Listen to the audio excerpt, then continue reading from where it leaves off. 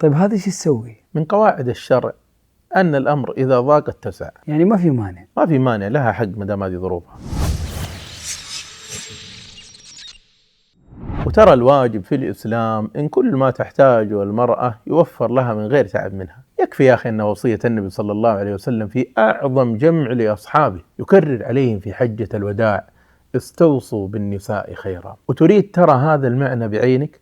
انظر دواوين كل الحضارات كيف عاملوا المرأة، ثم أعطني ملة غير الإسلام جعلت أعظم الغايات وهي الجنة عند قدم امرأة. يا أخي هذا كتاب الله ينطق بيننا، مئات الآيات العجيبة والنداءات العظيمة ترسم لكل أنثى كيف تكون الحياة سعيدة. ذكرتني بنداء الله لأفضل نساء عرفتهم الدنيا.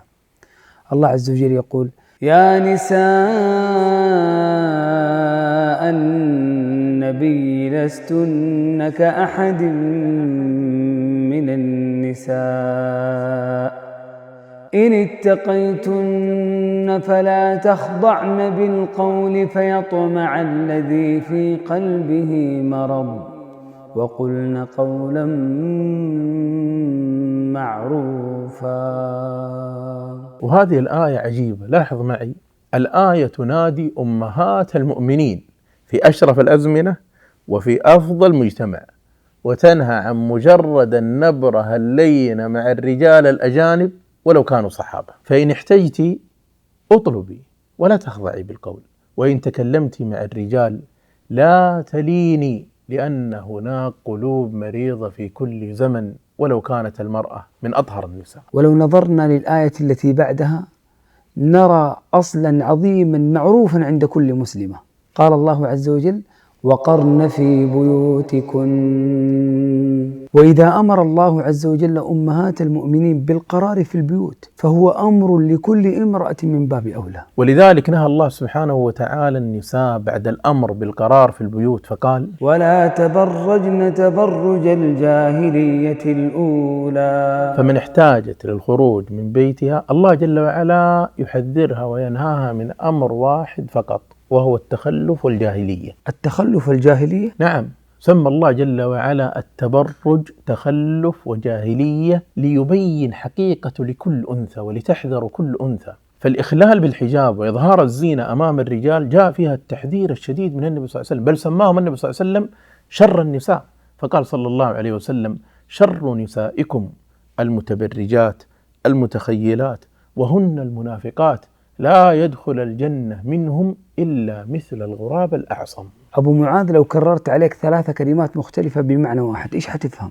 راح أفهم إنه هذا المعنى مهم جدا، وراح أفهم كذلك إنك تبغى المعنى ذا عندي واضح ما فيه أي لبس. الله عز وجل قد ذكر لنا في ستر المرأة الحجاب والجلباب والخمار.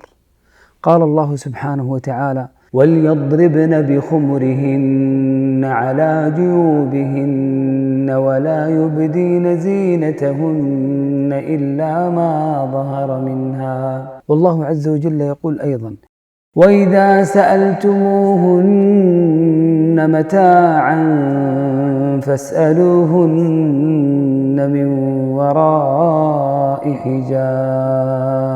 وربي يقول: يا أيها النبي قل لأزواجك وبناتك ونساء المؤمنين يدنين عليهن من جلابيبهن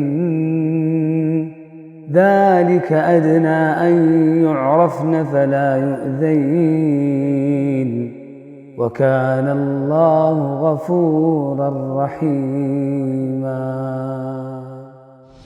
سقف من النور آيات مرتلة رواء روح وتجلو كل إشكال.